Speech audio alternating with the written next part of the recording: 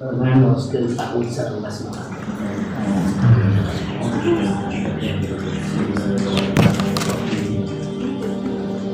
Assalamualaikum warahmatullahi wabarakatuh. Waalaikumsalam. Alhamdulillah. Alhamdulillah ini hadiran tadiya laula asyhadu an la ilaha illallah wa anna la syarika lah wa asyhadu anna muhammadan abduhu wa rasuluhu la nabiyya ba'da. Allahumma shalli ala sayyidina Muhammad wa ala ali sayyidina Muhammad. Alhamdulillahirabbil alamin. Sadayana puji urang sanggakeun ka panjenengan Allah Rabbul Alamin anu tos ngersakakeun ku kapasana ka urang sadayana kanggo tiasa dugi ka ieu tempat, ka ieu saat, ka ieu makom. Mudah-mudahan anjeunna nganugrahkeun sikap istiqomah kana amanah urang sadayana. Sholawat wa salam mudah-mudahan dilimpahkeun ka Nabi urang sadayana junjunan alam Nabi Allah Muhammad sallallahu alaihi wasallam, katut ka para kulawargina, ka para sahabat-sahabatna, para tabi'in-tabi'ina, dugikeun ka para pengikut anu satya dugikeun ka akhir zaman. Amma ba'du, alhamdulillah urang dipaparin kesehatan, dipaparin kesempatan kemudiasa ngalajengkeun sawios kewajiban memperi ilmu. Mudah-mudahan dinten ieu Gusti Allah ngalungsurkeun inkisab sareng dilalahna ka urang sadayana. Urang lebet kana padaran nu kagenep. Insyaallah di pembahasan yang ke-6 ini kita akan mencoba membuat sebuah kesimpulan atau kita akan membahas keterkaitan antara akar itikad dengan batang syariat yang dipastikan berbuah akhlak gitu ya, berbuah akhlak.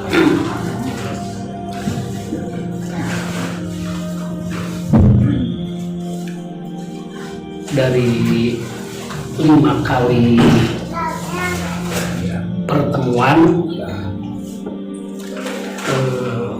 kita semua sudah sampai kepada pemahaman bahwasannya ada 4 lapis hati yang wajib kita tauhidkan gitu. Yang wajib ditauhidkan supaya progres inna lillahi wa inna ilaihi rajiun tercapai gitu. Ini harus ditauhidkan supaya kita yang berasal dari Allah bisa kembali kepada Allah, kita yang terlahir suci bisa pulang dalam keadaan suci, kita yang leluhurnya dari sorga bisa kembali ke sorga gitu. Patokannya adalah 4 lapis hati ini harus berhasil sebelum meninggal kita tauhidkan gitu. Semua orang berkesempatan, semua orang berpeluang. Hal ini diperkuat oleh salah satu ayat dalam Quran yang mengatakan inna akramakum indallahi atqakum, bahwa derajat yang paling mulia di sisi Allah itu adalah derajatnya orang-orang yang bertakwa. Artinya semua orang berkesempatan untuk sampai ke makom takwa gitu ya. Satu itu. Kemudian yang kedua, dulu pernah bersama-sama kita bahas bahwasanya di sini ada akar yang kita sebut dengan itikad gitu ya. Kemudian di sini ada batang yang kita istilahkan dengan syariat gitu. Kemudian di sini ada buah, yaitu akhlak gitu ya. Dari beberapa pertemuan juga sudah dijelaskan bahwa itu adalah hal atau perkara yang menjadi ukuran benar atau salahnya hubungan manusia dengan Tuhannya gitu ya. Ini urusannya dengan Allah. Adapun syariat adalah ukuran benar salahnya atau baik dan buruknya hubungan manusia dengan Rasulnya itu. Adapun akhlak adalah ukuran baik dan buruknya hubungan manusia dengan sesama itu. Dari pembahasan terdahulu juga sudah dibahas bahwa memberes ini urusannya adalah hati gitu ya. Ini adalah urusannya di hati. Ini urusannya di kehidupan gitu, di kehidupan. Sementara ini urusannya di perilaku. Ilmu yang bisa membereskan hati, yang bisa membereskan itikad, yang bisa membereskan hubungan manusia dengan Tuhannya, yaitu satu adalah ilmu tauhid. Adapun ilmu yang bisa membereskan kehidupan manusia gitu, otomatis memperbaiki hubungan manusia dengan Rasulullah. Kalau umat Muhammad itu ada di ilmu fikih. Adapun hubungan dengan sesama ini bisa dipelajari dalam ilmu tasawuf gitu ya, tasawuf. Proses mentauhidkan 4 lapis hati itu diawali dari kotak pertama di sini ya, dari kotak pertama di sini. Gitu. Di sini ada nafsu amarah ya, di sini ada nafsu amarah yang daya dorongnya ke atas, yang selalu menstimulasi munculnya rasa berkeinginan dalam hati manusia gitu. Amarah ini harus kita tauhidkan dengan cara dia harus lulus menghadapi materi ujian yang disebut dengan rizki gitu ya, yang dimaksud dengan rizki. Adapun nafsu amarah yang sudah lulus melalui ujian perkara rizki, itu cirinya akan mendapatkan anugerah dari Allah berupa sikap tawakal gitu ya, berupa sikap tawakal. Nah, perjalanan berawal dari sini gitu. Maksud saya begini, pahami bahwasannya ini akan berjalan secara gradasi gitu, baik ke sini maupun ke sini. Hanya apabila anugerah tawakal itu sudah didapat gitu.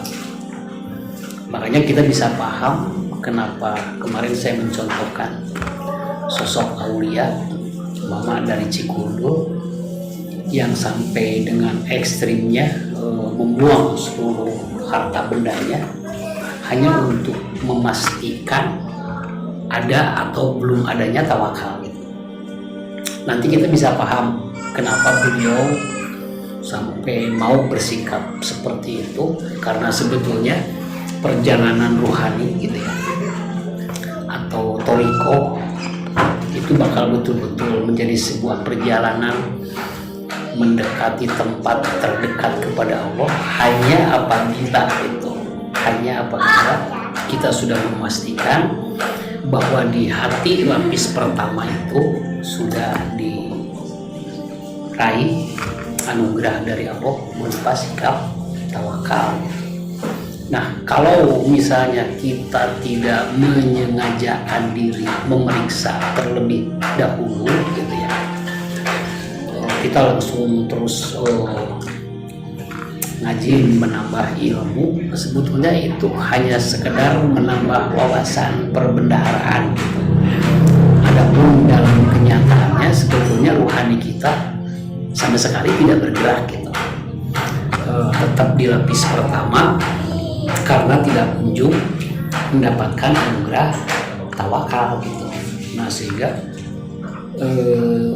rupanya dalam perkara ini kita harus betul-betul menyengajakan diri, ya apalah namanya, mau bertapakur, mau riado, mau meditasi, mau tapa brata, mau menakung namanya, itu yang terpenting di lapis hati pertama pastikan bahwa hati lapis pertama kita sudah mendapatkan anugerah dari Allah yang namanya sikap tawakal. Biar lebih jelas saya ulang lagi, artinya tawakal itu bergantung, dan tawakal yang benar itu cuma satu, adalah tawakal Allah gitu, tawakal kepada Allah gitu. Pastikan di dalam hati kita tidak ada tempat bergantung, tidak ada tempat meminta, tidak ada tempat memohon, kecuali hanya Allah saja gitu, kecuali hanya Allah saja. Satu itu. Kemudian yang kedua, dalam kenyataannya pastikan asbab rezeki yang kemarin kita bahas, laba jualan, upah kerja, meminjam, menerima pemberian dan meminta, itu tidak kalau orang Sunda bilang disarandean gitu. Jadi asbab itu betul-betul harus disikapi sebagai asbab. Tidak lantas di hati kita bergeser, asbab bergeser menjadi sumber gitu. Jadi yang namanya asbab itu hanya asbab gitu.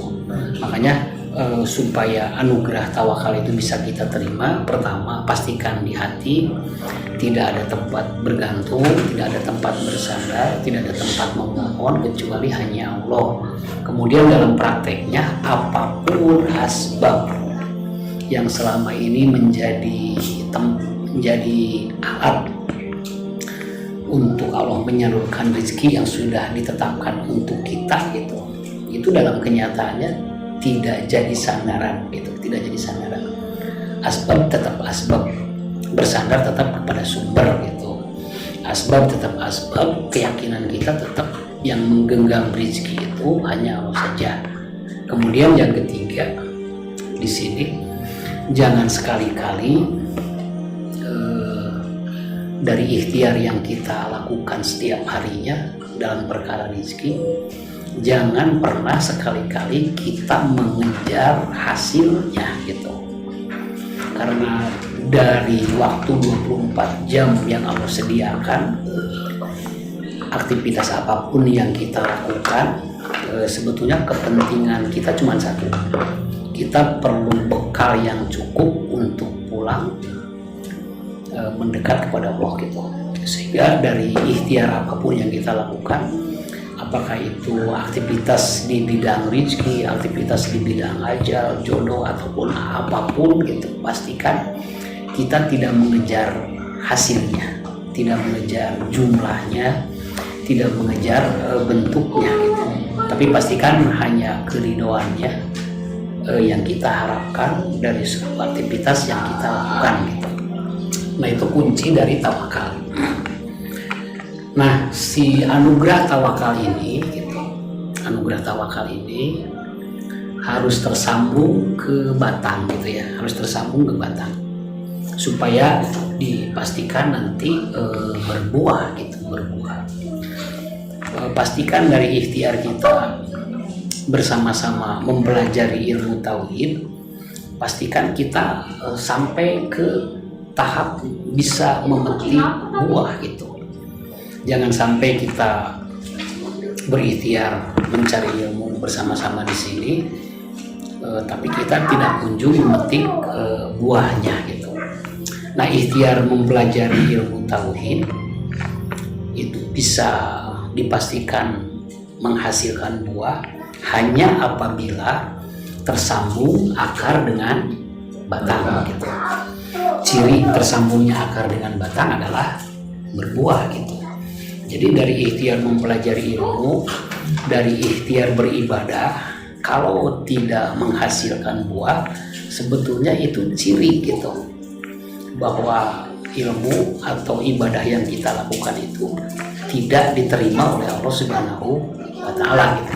Karena di kitab Hikam, Ibnu Athaillah pernah menjelaskan bahwa ciri amal yang diterima oleh Allah itu buahnya bisa dipetik di sini sekarang gitu maksudnya. Itu ciri bahwa ibadah yang kita lakukan itu adalah diterima oleh Allah. Tapi kalau dari ibadah ke ibadah, dari mempelajari ilmu ke ilmu tanpa ada hasil yang bisa kita petik gitu ya, itu menunjukkan dari ilmu yang kita pelajari dari ibadah yang kita lakukan, sebetulnya itu indikasi tidak diterimanya amal-amalan kita oleh Allah, gitu maksudnya. Nah, sedikit saya bahas mempelajari ilmu tauhid atau mempelajari ilmu ketuhanan atau mempelajari ilmu agama gitu ya. Itu bisa dari bawah ke atas. Dicontohkan oleh Rasulullah beserta para sahabat gitu ya.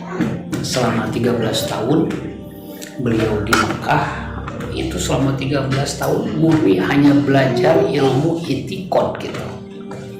Karena di Mekah itu belum ada ilmu syariat, belum ada perintah sholat, belum ada larangan minum arak gitu, belum ada perintah saum, belum. Jadi selama 13 tahun itu seluruh ayat yang Allah turunkan, yang dibawa oleh malaikat Jibril kepada beliau, itu isinya semuanya tentang itikad gitu. Belum ada ayat-ayat perintah pelaksanaan syariat gitu. Makanya kalau baca Quran, biasakan kita paham ada ayat-ayat Makkiyah, artinya ayat yang turun di Mekah, ada ayat-ayat Madaniyah, artinya ayat yang turun di Madinah. Nah, ayat yang turun di Mekah itu turun dalam keadaan belum ada pemberlakuan syariat. Adapun yang turun di Madinah itu adalah bisa sudah diberlakukan syariat gitu. Nah, Rasulullah belajar dengan para sahabat ilmu ketuhanan itu dari bawah ke atas gitu. 13 tahun beliau membereskan dulu akar sampai tuntas. Setelah 13 tahun baru diperintahkan hijrah ke Yastrib, dan di sini baru diturunkan perintah-perintah tentang melaksanakan syariat gitu maksudnya. Nah, kalau kita semua belajar ilmu agama pasti dari atas ke bawah gitu. Kenapa? Karena begitu kita lahir, di sekitar kita sudah berlaku syariat Islam.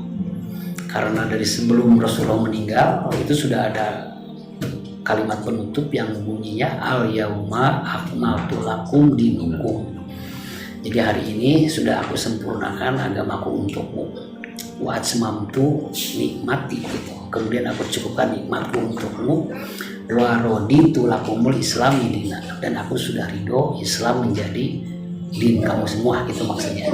Nah, kalau kita belajar agama pasti dari atas dulu gitu. Sebetulnya tidak jadi masalah mau dari bawah ke atas atau dari atas ke bawah. Yang terpenting itu adalah bertemu antara akar dengan batang gitu. Kita boleh belajar dari akar dulu sampai ketemu batang, atau kita boleh belajar dari batang dulu sampai ketemu akar gitu. Kalau dari akar dulu ketemu batang, dalilnya awaludini marifatullahu ta'ala gitu. Awal melaksanakan agama itu adalah kamu kenal dulu kepada Allah gitu. Atau dari atas ke bawah, wa'bud rabbaka hatta ya'tiyakal yakin gitu. Beribadahlah kepada Tuhanmu sampai datang saatnya kamu dianugerahi keyakinan gitu. Nah, jadi bukan masalah dari atas ke bawah atau dari bawah ke atas gitu. Nah, dengan cara apa dihubungkannya akar tawakal dengan batang kehidupan? Nah, itu di dalam Al-Quran ada ayat yang nanti bisa dilihat. Saya lupa lagi nomor surat sama ayatnya, yang jelas bunyinya kurang lebih begini. Syara'alakum minad-din gitu. Sudah disyariatkan atau sudah diwajibkan kepada kalian semua dari perkara din gitu. Ma wasobbihi Nuh gitu. Sebagaimana perkara ini diwasiatkan kepada Nabi Nuh gitu. Wa ma auhayna ilaika, dan perkara ini diwahyukan juga kepada Muhammad. Wa ma wasobbihi Ibrahim, dan diwasiatkan kepada Nabi Ibrahim.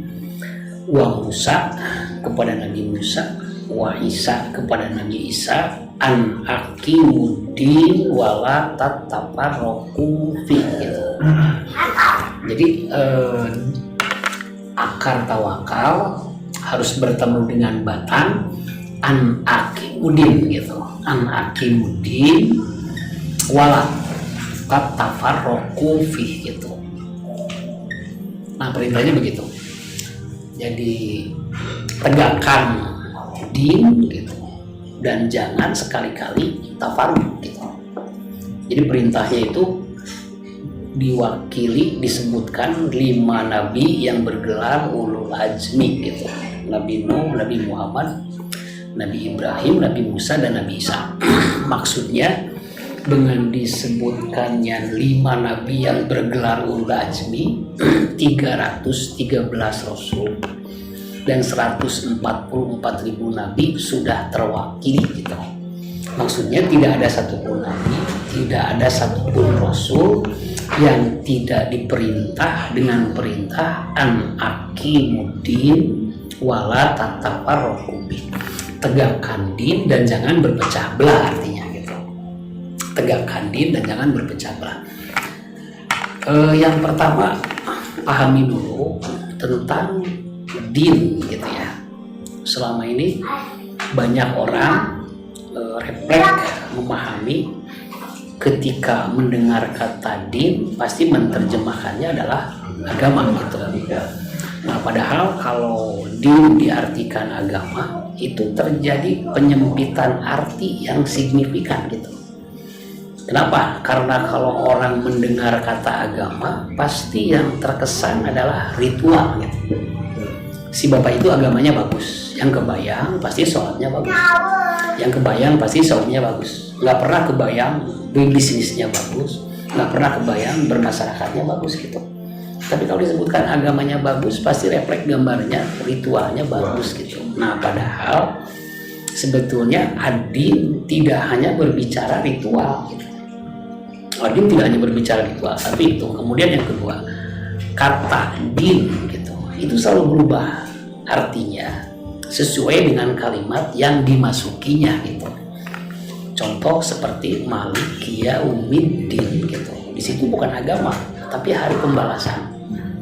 Ada juga wa may yabtaghi ghairul islami dina. Din di situ jalan hidup. Ada juga di kisah Nabi Yusuf fi dinil malik. Din di situ hukum gitu. Nah, jadi din hanya kata Quran gitu. Din bukan bahasa Arab. Din bahasa Quran gitu maksudnya. Bahasa Arab pun tidak ada yang bisa menyimpulkan arti dari kata din yang tepat gitu. Nah, sehingga kalau kita coba tafakuri gitu ya, dalam agama Islam aja dulu, agama yang kita anut sampai hari ini, dari mulai cara sholat sampai cara bermasyarakat itu ada, dari cara wudhu sampai cara berniaga itu ada gitu, dari cara berumah tangga sampai berpolitik itu ada gitu maksudnya. Sehingga kayaknya lebih tepat gitu kalau kita mengartikan kata din itu adalah sistem gitu, sebuah tatanan aturan hidup yang komprehensif, yang sumbernya dari Allah, yang dibawa oleh Rasul. Itu namanya ad-din gitu maksudnya, ad-din.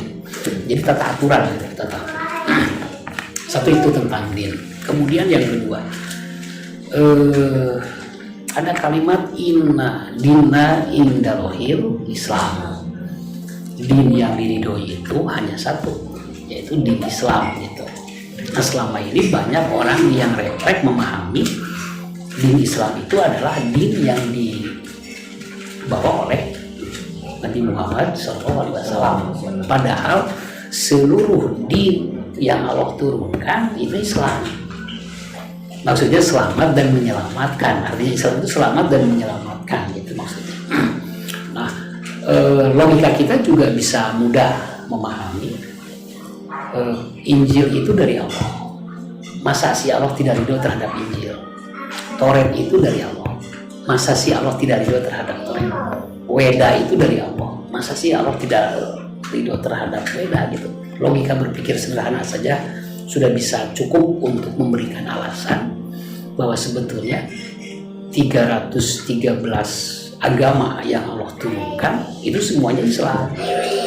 Tidak ada satupun apapun agama yang Allah turunkan melalui Rasulnya yang tidak membawa misi menyelamatkan kehidupan di sini sampai kehidupan di sana gitu.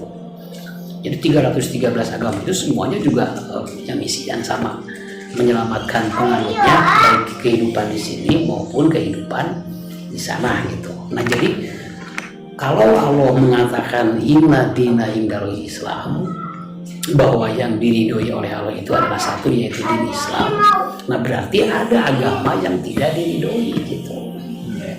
Berarti ada sistem hidup yang tidak diridhoi oleh Allah. Berarti ada tatanan aturan yang tidak diridhoi oleh Allah. Kenapa tidak diridhoi? Pertama, sumbernya bukan dari Allah, bukan dari wahyu. Kedua, yang membawanya bukan Rasul gitu, bukan utusannya Allah gitu. Logika sederhana kita juga mudah memahami. Ya pantas Allah tidak ridho gitu, karena sumbernya bukan dari wahyu. Yang kedua, yang membawanya juga bukan Rasul gitu.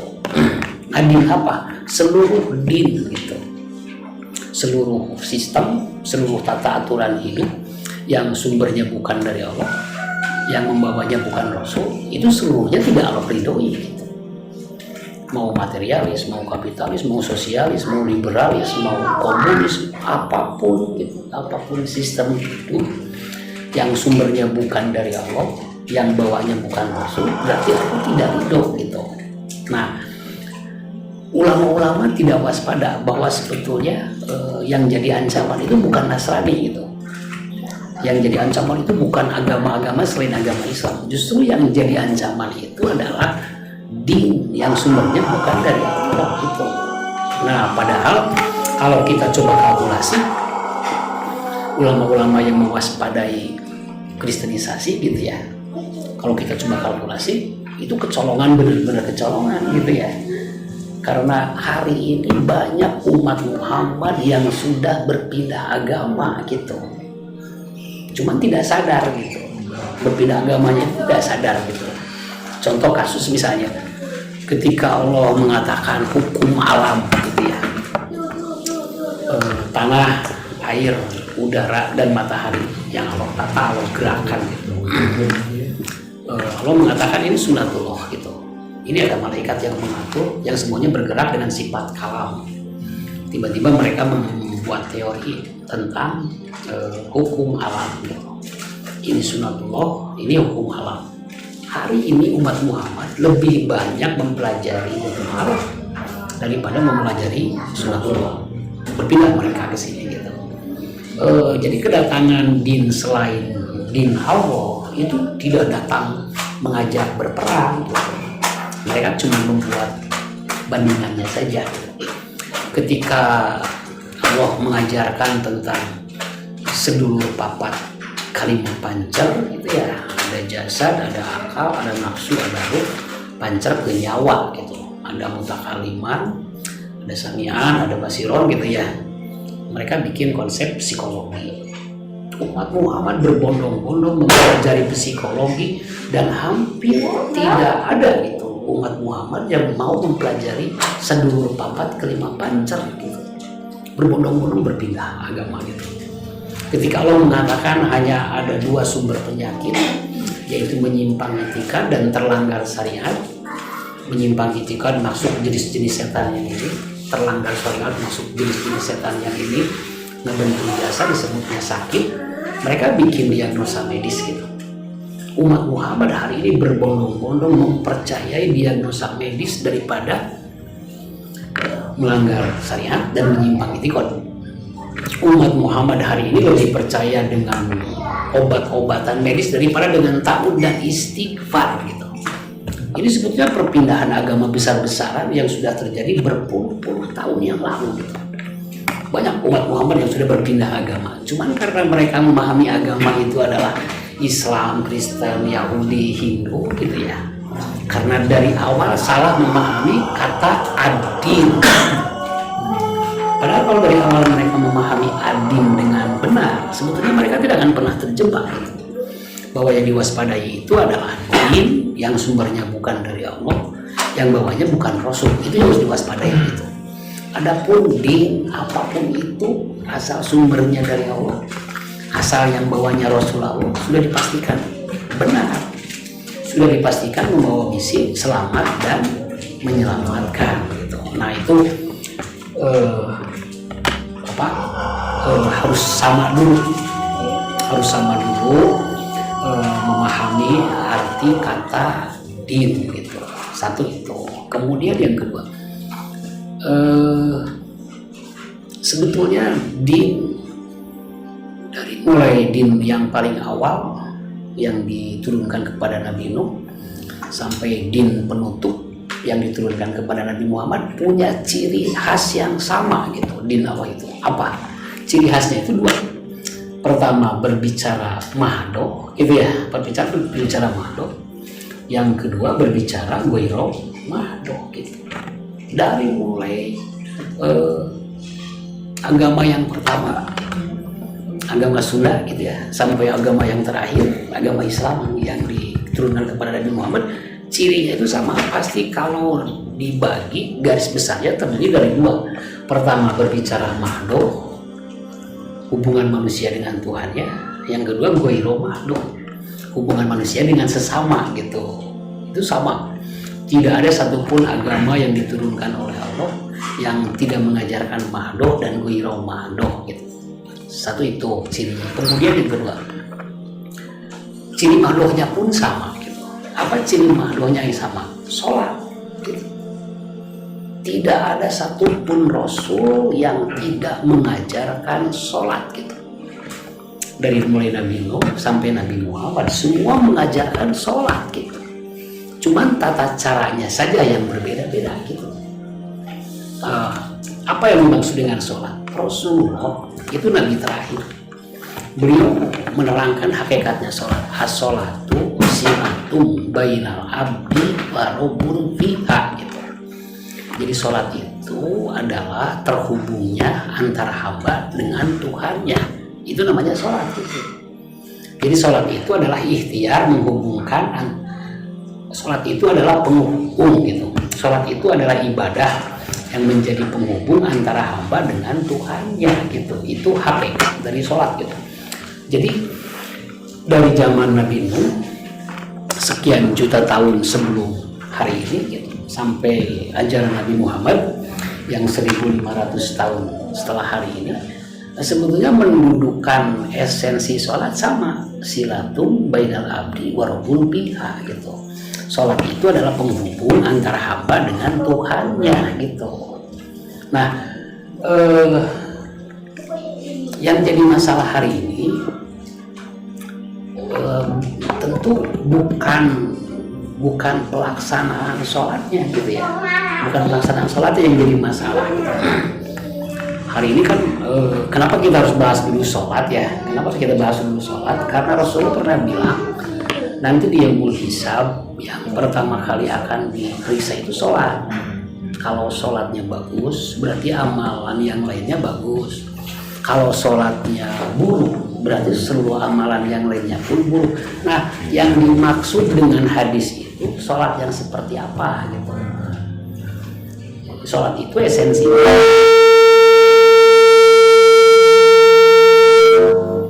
esensi sholat itu adalah silatum bainal abdi wa rabbul biha gitu. Esensi sholat itu adalah penghubung antara hamba dengan Tuhannya, itu adalah sholat gitu. Nah, kalau hubungan hamba dengan Tuhannya bagus gitu, berarti amal-amal yang lainnya pun dipastikan bagus gitu. Tapi kalau hubungan hamba dengan Tuhannya buruk, dipastikan amal-amalnya pun buruk. Nah, berarti yang dimaksud dengan sholat di hadis itu bukan pelaksanaannya, tapi pemahaman dan pensikapannya terhadap sholat gitu. Karena kalau pelaksanaan sholat itu sangat-sangat fleksibel gitu. Kalau waktunya mepet, boleh dijamak gitu ya. Bisa ditarik jamaah takdim, bisa ditarik ke sana jamaah takhir. Kalau misalnya sangat-sangat pendek waktunya, boleh kamu kosor. Yang asalnya 4 boleh digunting jadi 2. Bahkan kalau lagi safar, Rasulullah bukan membolehkan tapi menganjurkan jamak qashar. Kalau lagi safar itu kamu harus jamak qashar. Duhur disatuin dengan asar, kemudian digunting dua-dua gitu. Duhur 2 rakaat, asar 2 rakaat, itu bukan membolehkan, bahkan menganjurkan. Supaya sholat itu tidak memberatkan, tidak menghalangi urusan-urusan yang lain gitu maksudnya. Nah, berarti yang dimaksud dengan sholatnya baik atau sholatnya buruk itu bukan dalam pelaksanaannya loh gitu. Dalam memahami dan menyikapi sholatnya ini buruk nih gitu. Apa sholat itu? Silatum bainal abdi wa rabbul pihak. Sholat itu adalah penghubung antara hamba dengan Tuhan gitu. Jadi kalau sekarang dipahaminya pelaksanaannya, makanya ya nudung cong gitu ya, adan langsung, bukan itu. Adan langsung juga percuma kalau kamu tidak kunjung terhubung dengan Tuhan kamu gitu. Ada juga yang mempermasalahkan makhrajul huruf gitu kan, antara iyyaka sama iyyaka itu nggak diterima loh gitu, padahal bukan itu gitu. Ada juga yang mempermasalahkan kalau rukunya tidak 90 derajat, air nggak jatuh. Nah kayak seperti itu. Kenapa? Karena esensi sholat sudah lama tercabut. Sehingga wajar kalau orang banyak yang berpemikiran sholat tidak sholat pun tidak ada bedanya. Saya sholat begini, saya tidak sholat pun saya begini. Kalau begitu, apa manfaatnya sholat? Apa fungsinya sholat? Nah, sehingga banyak orang yang meninggalkan sholat dengan komunikasi itu gitu. Toh antara saya sholat dengan saya tidak sholat, tidak ada bedanya. Toh antara saya sholat dan tidak sholat pun tidak ada perubahan yang gimana-gimana gitu. Padahal yang salah itu adalah memahami sholat itu. Bukan, kalau melaksanakan sholat kan gampang ya. Anak kecil juga tinggal dikasih buku panduan, dia bisa sholat gitu. Nah yang harus kita perbaiki itu adalah bahwa sholat itu adalah penghubung antara hamba dengan Tuhannya gitu. Nah 313 Rasul semuanya mengajarkan sholat gitu. Semuanya mengajarkan cara menghubungkan diri dengan Tuhannya gitu. Adapun tata caranya berbeda-beda gitu, berbeda-beda. Nah, bagaimana cara menghubungkannya? Kita coba aja pelajari tata cara sholat di ajaran terakhir yang dibawa oleh Rasulullah gitu ya, dengan sholat yang diajarkan oleh Rasul pertama Nabi Nuh gitu. Di ajaran Sunda itu ada tata cara yang disebut dengan menekung gitu ya, menekung. Jadi kalau ada permasalahan, kalau ada tekanan, biasanya leluhur-leluhur kita menekung gitu, nyari tempat yang sepi gitu ya, nyari waktu yang salve, kemudian di situ mereka menekung. Jadi menekung itu mencoba berikhtiar meminta jawaban kepada Allah dari permasalahan yang sedang dihadapi gitu. Itu menekung gitu. Biasanya menekung bisa setahun sekali, bisa beberapa bulan sekali, sangat tergantung kepada permasalahan yang dihadapi gitu. Kalau permasalahannya rada besar, kalau permasalahannya rada berat, mereka tapa berata. Kalau menekung waktunya paling sehari 2 hari gitu ya. Kalau tapa berata bisa hitungan bulan gitu. Nah konon cerita Sunan Kalijaga itu begitu ya gitu, berbulan-bulan bertapa gitu. Itu ajaran Nabi Nuh, ajaran Kapitaya, kesininya disebut Sunda gitu ya, disebut Sunda kesininya gitu. Nah kenapa menekung sekian tahun sekali atau sekian bulan sekali? Kenapa tapa berata? Karena pada waktu itu untuk meneteskan data ilmu di akal sampai jadi hawa keyakinan di kolbu itu butuh tekanan, gitu maksudnya. Seperti contoh lah data tawakal di akalnya Mama Cikundul supaya netes hawanya ke kolbu itu dengan cara beliau menciptakan tekanan, harta bendanya beliau bakar, harta bendanya beliau buang, harta bendanya beliau kubur dengan satu harapan netes data tawakal menjadi hawa keyakinan ke kolbu, itu maksudnya. Nah, menekung tapa brata itu adalah ikhtiar menjawab tekanan supaya tekanan itu menjadi sesuatu yang bermanfaat, menjadi sebuah keyakinan di dalam hati, itu maksudnya. Saya coba komunikasikan ini kepada anak-anak muda yang ngaji di sini. Prabu Siliwangi baru saja beliau meninggal di Barjah. Beliau dimuliakan dengan menjadi pemimpin ruh-ruh suci di Barjah hari ini gitu. Prabu Siliwangi malah sholat, nggak pernah sholat. Prabu Siliwangi rajin menekung, Prabu Siliwangi rajin tapa brata gitu. Nah, anak-anak muda sekarang merespon, dia ingin mencoba menekung dan ingin meninggalkan sholat gitu. Karena dari sholat ke sholat yang mereka lakukan, mereka tidak kunjung mendapatkan pencerahan gitu.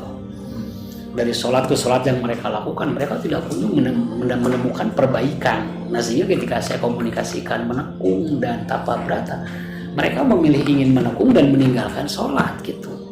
Itu ciri bahwa umat akhir zaman itu hidupnya kalau tidak di amarah pasti di lawamah gitu. Tidak bisa diam di tengah, di iman gitu. Makanya saya komunikasikan. Rasulullah pernah bilang nanti akhir zaman ada kalanya orang itu pagi-pagi mukmin, datang siang sudah jadi kafir gitu. Nanti akan ada saatnya, kata Rasulullah, di akhir zaman itu adalah umat di pagi hari dia mukmin, masuk waktu siang berubah menjadi kafir. Kenapa? Karena tekanan di akhir zaman itu luar biasa besar gitu. Luar biasa besar.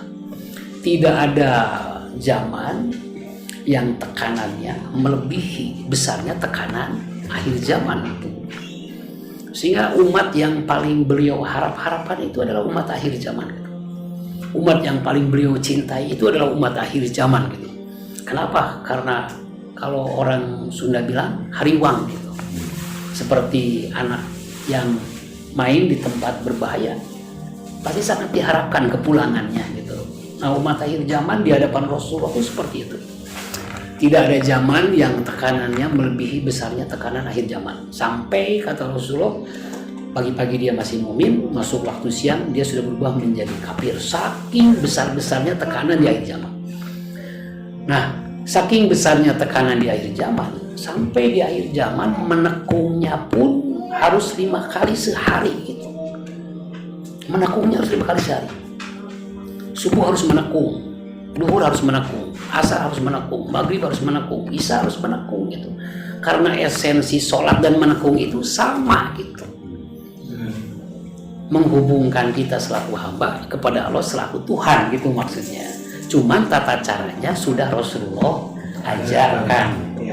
Menekung di waktu subuh 2 rakaat, menekung di waktu duhur 4 rakaat, menekung.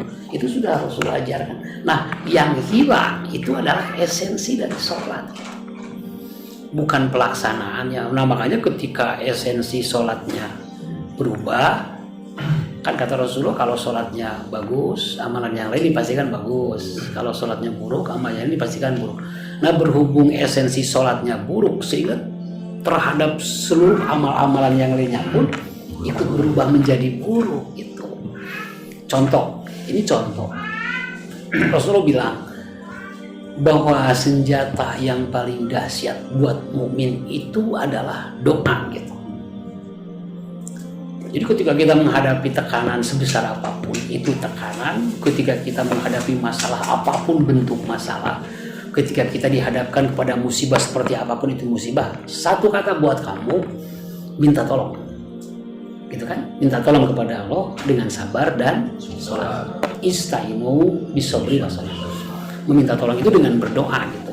Nah, itu adalah senjata yang paling dahsyat untuk mukmin gitu. Hari ini itu bergeser menjadi tradisi. Habis sholat berdoa, habis sholat berdoa, habis sholat berdoa. Ijabah nggak ijabah kayaknya bukan masalah. Gitu kan? Nah, ini bergeser gitu. Jadi dia minta. Kadang yang dia minta pun dia nggak ngerti karena bahasa Arab. Dia hafal doa-doa Rasul, bisa 10-20 doa Rasul, tapi dia nggak ngerti artinya gitu. Kamu tuh minta apa sih gitu? Kamu tuh minta apa? Sing puguh gitu. Karena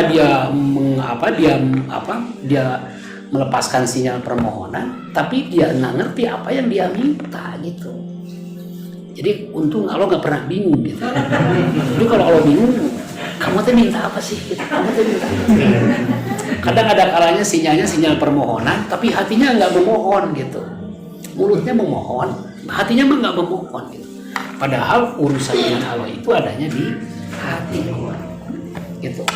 Padahal sebetulnya kalau kita mau memahami esensi doa gitu ya, kita memohon, kemudian Allah tidak memberi, harus kita evaluasi loh gitu. Kenapa? Karena Allah itu tidak pernah ingkar janji gitu. Ud'uni astajib lakum. Minta, nanti aku kasih. Terus kita minta, terus nggak dikasih-kasih, kan seharusnya dievaluasi. Kira-kira apa yang salah dari permohonan kita gitu? Apakah jenis permohonannya? Apakah hati yang memohonnya?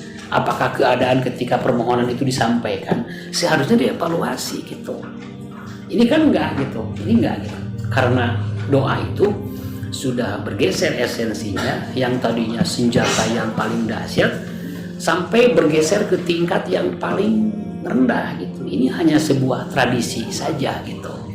Jadi kalau sudah sholat tidak berdoa tuh nggak enak gitu. Terus doa apa kamu? Lupa gitu. Kan sebetulnya lucu. Padahal kalau doa itu kembali didudukan esensinya gitu, itu senjata yang paling dahsyat loh gitu. Bahwa doa itu adalah senjata yang paling dahsyat. Permasalahan apapun, tekanan sebesar apapun, musibah apapun yang kita hadapi, sebetulnya semua selesai dengan doa gitu.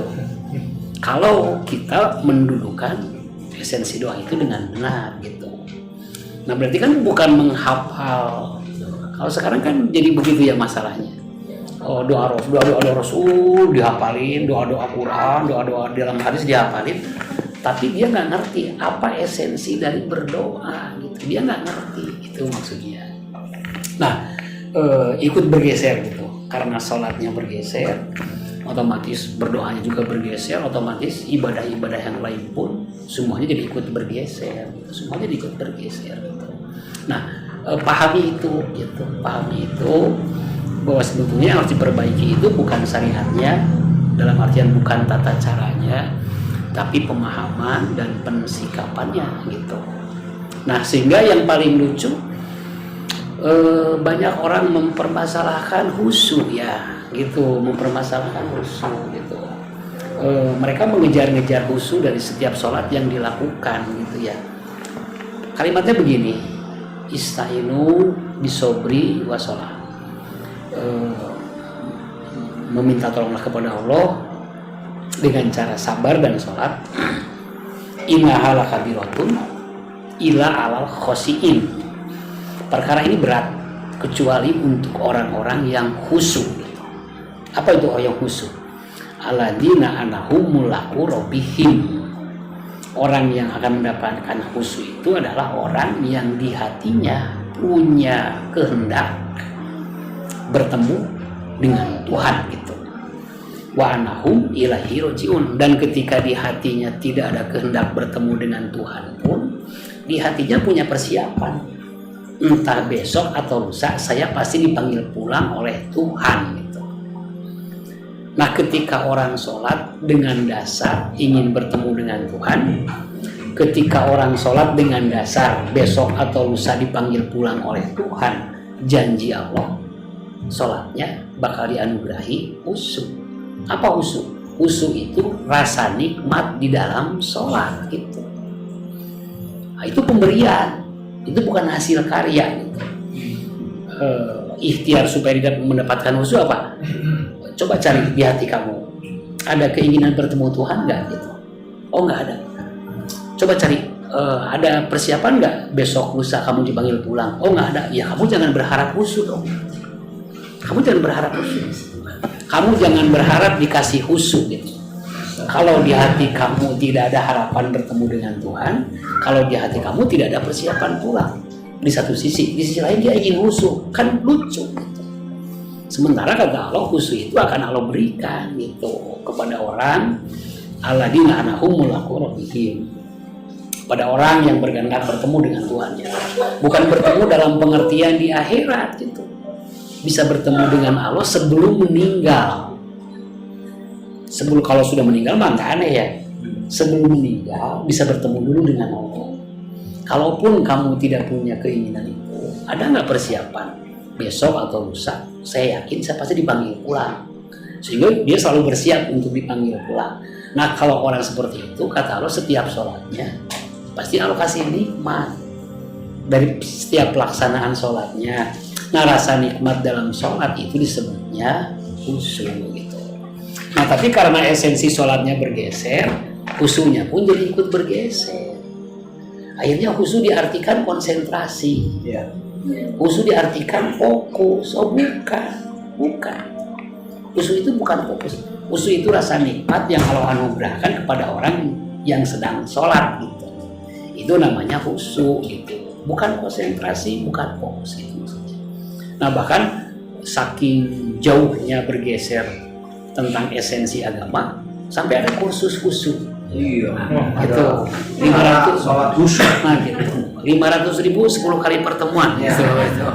Padahal sebetulnya nggak bisa gitu. Khusyuk itu nggak bisa dilatih dengan cara konsentrasi gitu. Untuk mendapatkan khusyuk dalam sholat gampang saja gitu. Coba cari ke hati. Kalau tidak ada keinginan bertemu dengan Tuhan, coba cari lagi. Ada persiapan untuk pulang atau enggak? Kalau dua-duanya nggak ada, jangan pernah berharap khusyuk udah selesai gitu ya. Kalau kamu ingin dianugerahi khusyuk, coba hadirkan rasa ingin bertemu dengan Tuhan, atau kalau tidak persiapan dipanggil pulang. Kalau ada syarat-syarat itu, kapanpun kita sholat pasti dikasih khusyuk gitu. Nah itu satu ya, mahdoh gitu. Jadi mahdoh dari mulai zaman Nabi Nuh sampai zaman Nabi Muhammad itu sama. Tidak ada satupun Rasul tadi yang tidak mengajarkan sholat. Semua Rasul mengajarkan sholat. Cuman tata sholatnya yang berbeda-beda gitu, disesuaikan dengan keadaan, disesuaikan dengan zaman, disesuaikan dengan tempat diturunkannya agama gitu. Satu itu patokan mahdoh. Kemudian yang kedua, patokan ghairu mahdoh. Patokan ghairu mahdoh sama, adalah rasa sayang terhadap sesama makhluk gitu. Jadi tidak ada satupun Rasul dari 313 Rasul yang diturunkan, dari 144.000 Nabi yang diangkat oleh Allah, tidak ada satupun yang tidak mengajarkan kasih sayang terhadap sesama gitu. Nah makanya kisah penjinah yang ngasih minum anjing yang kehausan itu populer. Itu bukan hanya di syariat Islam saja gitu. Di Injil juga itu dimuat kisah itu gitu. Karena itu terjadi entah di zaman Nabi siapa gitu. Cuman ke Rasulullah pun itu diajarkan kisah itu. Kenapa? Karena ini adalah patokan dari ghairu mahdoh gitu. Patokan mahdohnya adalah sholat, patokan ghairu mahdohnya adalah rasa kasih sayang terhadap sesama makhluk ciptaan Allah. Jadi kenapa yang dimunculkan itu penjinah yang ngasih minum anjing yang kehausan? Logikanya, jangankan terhadap sesama manusia, terhadap anjing pun dia sayang gitu. Berarti kalau terhadap sesama manusia nggak usah disebutin gitu. Sama seperti sholat, kalau sholatnya beres, amal yang lain beres. Kalau sholatnya tidak beres, amal yang lain pun tidak beres. Dalam ghairu mahdoh pun sama. Ketika masih ada rasa sayang terhadap sesama makhluk, berarti fitrah kamu terpelihara. Besar kemungkinan kamu selamat pulang ke negeri akhirat. Tapi periksa ketika sudah mulai tidak ada rasa kasih sayang terhadap sesama, hati-hati loh. Jangan-jangan fitrah kamu sudah hilang gitu. Jangan-jangan fitrah kamu sudah rusak. Karena fitrah yang paling mendasar yang Allah anugerahkan kepada manusia adalah rasa sayang terhadap sesama gitu. Makanya pahami, nanti di sini ada makom cinta ya, ada makom cinta. Dari mulai menerima, kemudian yakin gitu ya, nanti cinta, nanti marifat. Orang yang sudah sampai ke makom mencintai Tuhannya gitu, Yang tadinya menerima Tuhannya, kemudian yakin terhadap Tuhannya, nanti bisa cinta terhadap Tuhannya.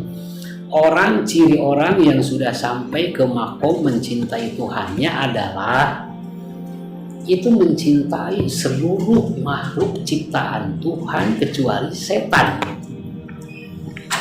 Itu cirinya. Jadi bukan terhadap sesama manusia saja. Dengan pohon-pohon dia cinta, dengan binatang dia cinta, dengan bangsa jin dia cinta, gitu maksudnya.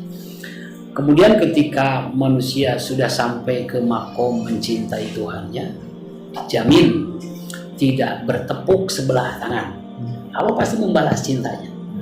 Allah balas cintanya dengan cara orang itu akan dicintai oleh seluruh makhluk Tuhan kecuali oleh setan gitu. Kecuali oleh setan. Itu maksudnya. Nah makanya yang jadi ukuran itu adalah pertama hati-hati dengan rasa benci gitu. Ketika di hati kita sudah mulai ada benci terhadap seseorang contohnya, itu ciri di hati kita sudah tinggal setan. Karena kalau hati kita masih fitrah, kosong dari kehadiran makhluk yang lain, fitrahnya manusia itu adalah mencintai sesama makhluk ciptaan Tuhan. Walaupun makhluknya ngejengkelkan. Nah, sih gitu maksudnya teh. Maksudnya begini, nanti ada keadaan kita tidak bisa sayang gitu ya. Bedakan antara benci dan tidak bisa sayang gitu. Karena tadi begitu, kalau sudah dibalas oleh Allah rasa cintanya, cirinya dicintai oleh seluruh makhluk Allah kecuali oleh setan gitu. Jadi yang penting itu bedakan antara benci dengan tidak sayang, itu beda. Kalau benci berarti setan sudah ada dalam hati kita. Kalau sulit untuk sayang berarti orang itu adalah setan. Karena kita tidak bisa, karena orang beriman itu tidak bisa mencintai setan, baik dari jenis jin maupun setan dari jenis manusia. Ketika semua orang mengikuti kita, ketika semua orang mencintai kita, tapi patokannya sudah tidak ada kebencian ya, sudah tidak ada kebencian di hati kita, kita sudah sayang terhadap seluruh makhluk ciptaan Tuhan. Nanti ciri tidak bertepuk sebelah tangan, kita mulai dicintai oleh banyak orang, kita mulai diikuti oleh banyak orang. Ketika ada satu orang yang tidak mau mengikuti, nah itulah setan. Karena setan itu. Nah jadi itu rumus gitu ya, rumus. Jadi ciri orang yang mencintai, ketika orang sudah sampai ke makom mencintai Allah, cirinya mencintai seluruh makhluk ciptaan Allah kecuali setan. Nanti tidak bertepuk sebelah tangan, dibalas oleh Allah dengan cara orang itu akan dicintai oleh seluruh makhluk Tuhan kecuali oleh setan. Tidak bisa menyayangi gitu ya, dan setan pun tidak bisa menyayangi orang itu. Nah itu patokan goiro mahdoh gitu ya. Mahdohnya sholat, goiro mahdohnya mencintai sesama makhluk Allah. Kemudian tahapan yang ketiga, tahapan menegakkan din itu pertama diawali dengan saksiyah thayyibah. Yang pertama saksiyah thayyibah, nanti dilanjutkan ke rumah tangga sakinah, nanti dilanjutkan ke qaryah thayyibah gitu ya, sampai terakhir nanti ada baldah thayyibah gitu. Jadi cara menegakkan ad-din, cara menegakkan aturan-aturan Allah itu pertama stepnya itu diawali oleh diri dulu gitu. Pastikan ad-din itu tegak dulu di kehidupan kita pribadi gitu. Jangan dulu kita mengajak-ngajak menegakkan din kepada orang lain sementara ad-din itu belum tegak di kehidupan kita sendiri gitu. Awali dulu dari saksiyah thayyibah, diri yang saksiyah thayyibah, diri yang baik, artinya diri yang bertauhid. Nanti dari kekuatan saksiyah thayyibah itu bisa terbangun rumah tangga sakinah gitu. Rumah tangga sakinah. sebelum dia bisa menegakkan tauhid adil di rumah tangga, jangan sekali-kali kamu mau menegakkan din di masyarakat gitu ya. Karena stepnya itu tidak boleh terlewat. Saksiyah thayyibah, rumah tangga sakinah, qaryah thayyibah, kemudian baldah thayyibah, gitu maksudnya. Apa ciri rumah tangga sakinah? Rasulullah bilang, baiti jannati, rumah kami, surga kami. Itu ciri bahwa adil sudah tegak di rumah tangga. Cirinya itu rumahku adalah surgaku gitu.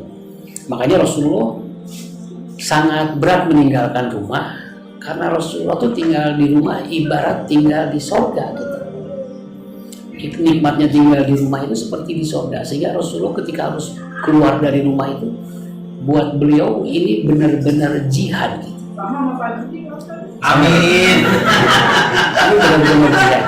Maksudnya jihad itu begini, kalau kita biasa keluar rumah itu dengan tenaga 10, tiba-tiba tenaganya harus 15, nah yang 5 ini nilainya jihad gitu.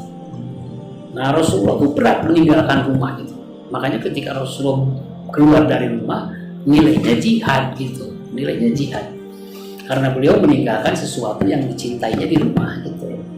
Nah itu beda dengan orang yang hobinya jihad gitu ya. Sering keluar rumah. Dia pengen terus-terusan jihad karena dia tidak betah di rumah. Jangan-jangan rumahnya jadi neraka. Nah jadi yang patokan kedua rumah tangga sakinah, yaitu baiti jannati. Nanti setelah beres di rumah tangga, kalau kapasitasnya masih ada, lanjutkan ke qaryah thayyibah, menegakkan adil di masyarakat. Kalau kapasitasnya ada, sampai baldatun thayyibatun warahul ghafur, tegak negeri yang dinaungi dengan rahmat dan maghfirah dari Allah. Itu yang dimaksud dengan baldah thayyibah gitu. Nah itu cara menegakkan adil. Kemudian yang terakhir pantangannya gitu ya, pantangan dari An-Hakim itu adalah wala tatafarraqu gitu. Jadi ada dua, tegakkan din dan jangan tafarruq.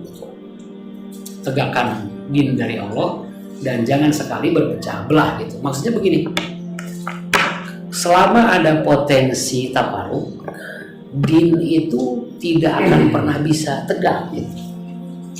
Sekalipun di level diri gitu, di level diri gitu. Kan dari dulu kita sering dengar orang yang mengajak-ajak menegakkan din gitu ya. Ayo tegakkan Islam, ayo jihad, takbir gitu maksudnya.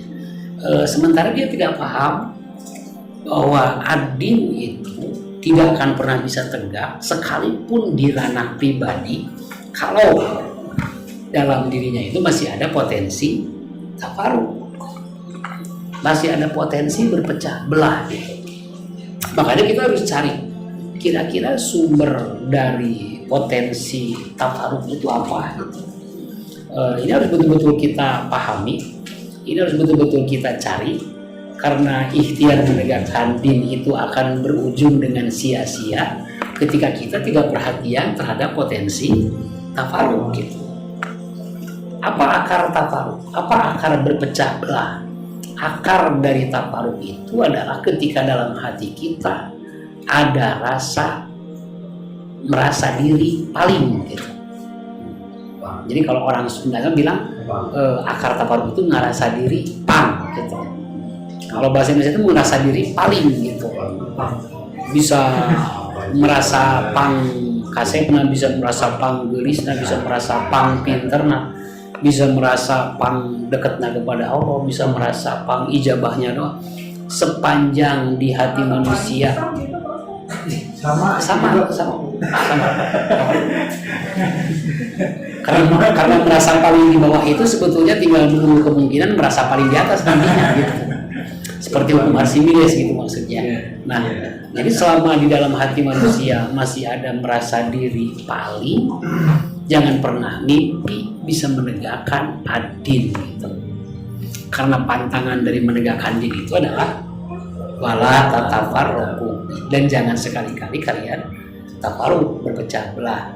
Dan akar dari tafarruq itu adalah ketika merasa diri pang, gitu. Merasa diri paling gitu. Nah udah, terhubunglah akar tawakal dengan batang menegakkan adil. Apakah terhubungnya itu sudah benar? Apakah terhubungnya itu sudah tepat gitu ya? Apakah terhubungnya itu sudah baik? Yang jadi ukurannya adalah berbuah gitu. Ciri akar dan batang bertemu dengan benar, ciri akar dan batang bertemu dengan baik adalah cirinya berbuah gitu. Apa buahnya?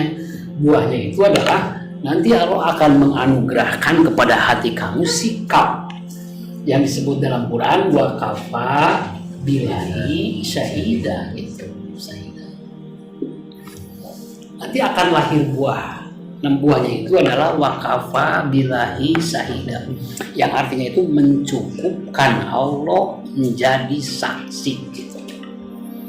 Jadi dari aktivitas apapun yang dilakukan, dia hanya mencukupkan Allah yang menjadi saksi atas seluruh aktivitasnya gitu.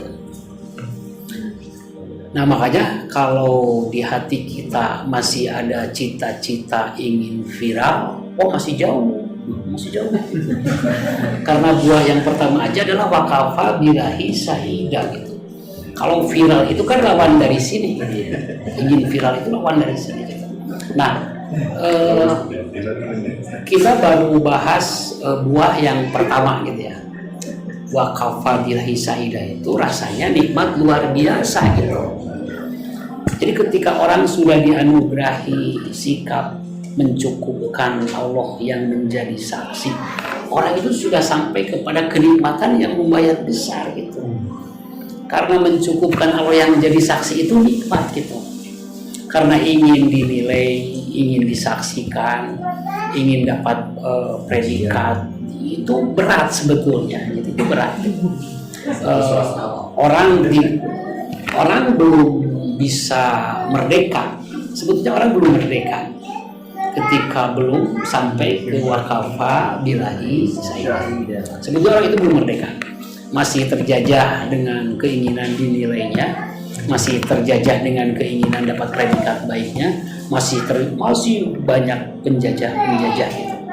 Jadi ciri orang merdeka itu adalah mencukupkan Allah yang jadi saksi. Atau dengan kata lain, wakafa billahi syahida itu dari apapun yang dilakukan sudah bersih dari kepentingan. Jadi yang menghalangi anugerah wakafa billahi syahida itu adalah ketika orang masih punya kepentingan gitu. Kepentingan ingin diikuti, kepentingan ingin dipercaya, kepentingan ingin kepentingan. Kalau orang merdeka itu sudah tidak punya kepentingan. Rek nuturkeun teu kajeun gitu.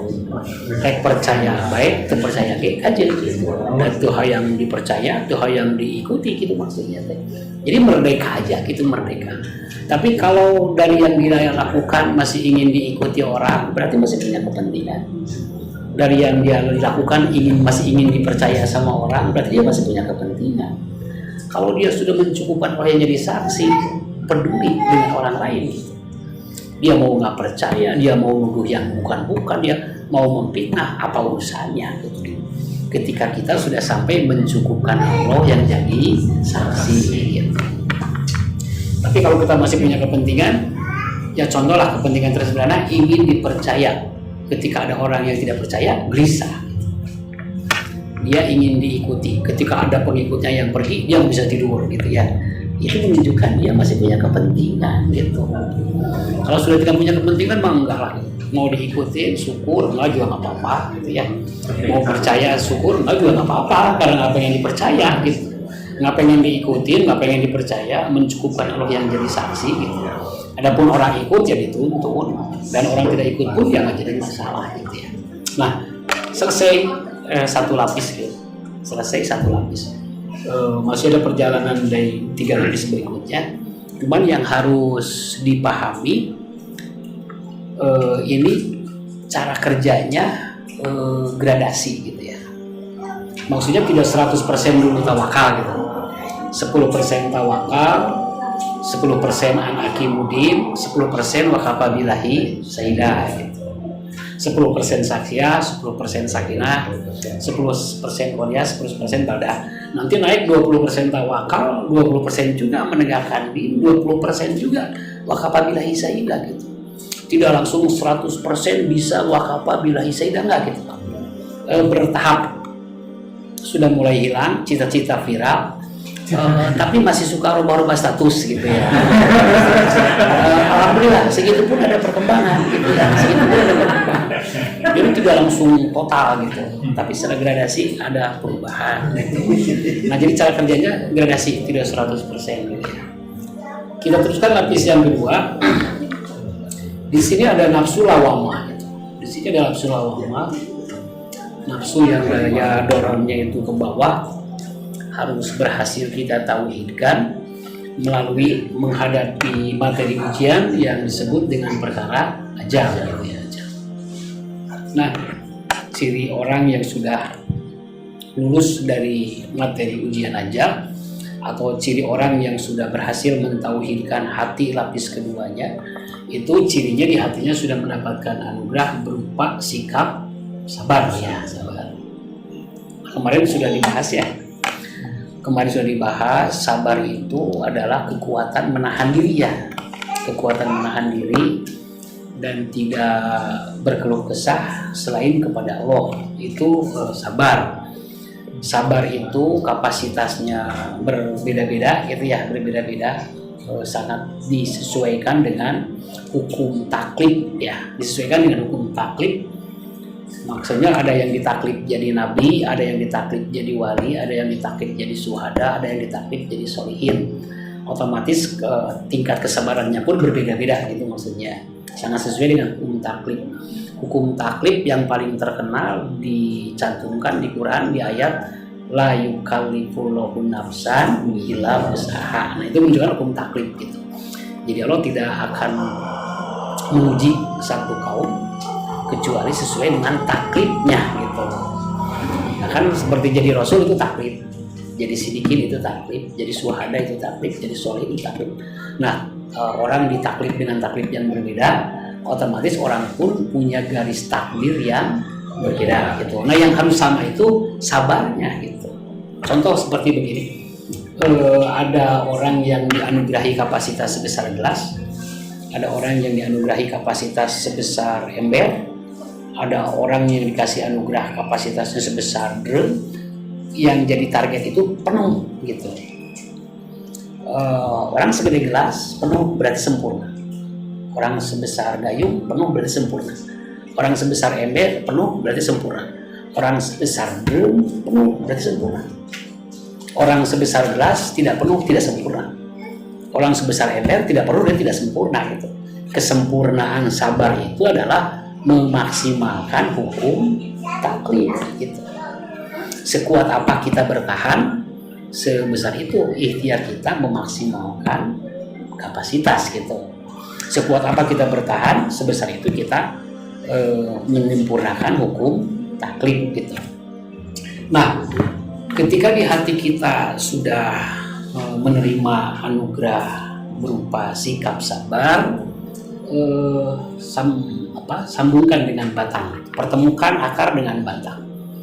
Di sini juga ada ayat yang nadanya mirip, maksudnya nadanya mirip bahwa semua nabi dan rasul itu sama gitu. Seperti tadi, semua nabi dan rasul tidak ada satupun yang tidak diperintah menegakkan din dan jangan takarub. Nah di sini pun sama gitu, di sini pun sama. Bunyi ayatnya begini, wa kadzalika ja'alna likulli nabi aduwan gitu. Dan dalam penciptaan setiap nabi Allah jadikan musuhnya gitu. Jadi tidak ada satupun nabi yang tidak punya musuh.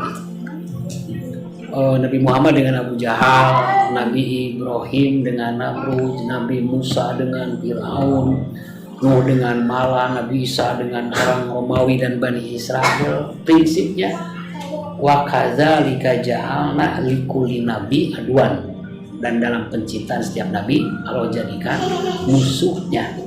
Siapa musuh para nabi? Sayatinil insi wal jin gitu. musuh para nabi itu adalah setan dari jenis manusia dan setan dari jenis jin gitu. Nah, jadi yang kedua punya musuh gitu ya. Punya musuh atau dalam kata lain waspada ya. Dalam kata lain waspada. Bukan mukmin yang tidak punya musuh. Bukan mukmin yang tidak waspada. Bukan mukmin yang merasa baik-baik saja. Bukan mukmin yang hidupnya merasa aman. Kenapa? Karena dalam penciptaan setiap nabi Allah jadikan musuhnya. Ciri mukmin itu waspada. Karena musuhnya itu adalah ada musuh yang terlihat, yaitu setan dari jenis manusia, dan ada musuh yang tidak terlihat, yaitu setan dari jenis jin. Gitu. Nah, ciri mukmin itu waspada. Gitu. Maksudnya dia tidak menyikapi di sini itu adalah pinanya itu bukan di sini tapi di sana gitu. Mukmin itu yang menjadikan ini adalah tempat ujian, ini adalah tempat sementara, ini adalah tempat bekerja keras, ini tempat menabung amal soleh. Adapun penghentiannya nanti di negeri akhirat gitu. Nah makanya selama hidup di dunia dia waspada. Dia waspada. Kenapa? Karena ada setan dari jenis jin dan ada setan dari jenis manusia yang selalu mengintai anugerah sabar gitu, yang selalu mengintai anugerah tawakal. Nah jadi musuh para nabi itu sebetulnya bukan mengancam fisik gitu. Setan itu bukan mengancam fisik, setan itu mengancam keimanan gitu. Fisiknya bisa jadi nggak diutak-atik, tapi yang penting di hati lapis pertamanya jangan sampai ada tawakal. Fisiknya nggak diapa-apain, yang penting di hati lapis keduanya tidak ada anugerah sabar. Jadi yang harus diperjuangkan dalam urusan rezeki itu adalah tawakalnya, bukan ada atau tidak adanya, bukan besar atau kecilnya, bukan langsar atau tidak langsarnya. Yang harus diperjuangkan dalam perkara rezeki itu adalah tawakalnya. Kalau ciri orang yang sudah mendapatkan anugerah tawakal itu rezekinya lungsur langsar gitu. Nah, lungsur langsar itu adalah ukuran, bukan tujuan gitu. Bukan tujuan. Tujuannya itu adalah tawakal. Karena dari urusan rezeki tidak ada yang dibawa pulang ke negeri akhirat kecuali tawakalnya gitu. Uangnya nggak dibawa, rumahnya nggak dibawa, kendaraannya tidak dibawa, apapun yang dia miliki di dunia tidak ada yang dibawa. Yang dibawa itu apa? Tawakal.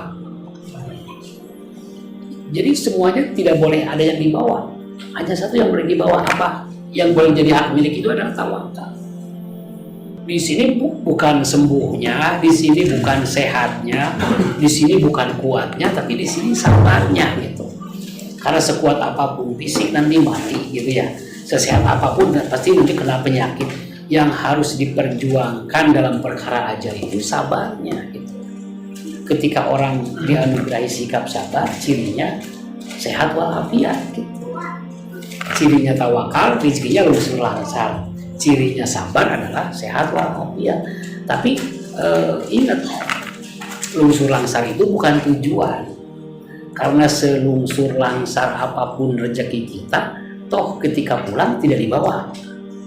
Sehat itu ukuran, bukan tujuan.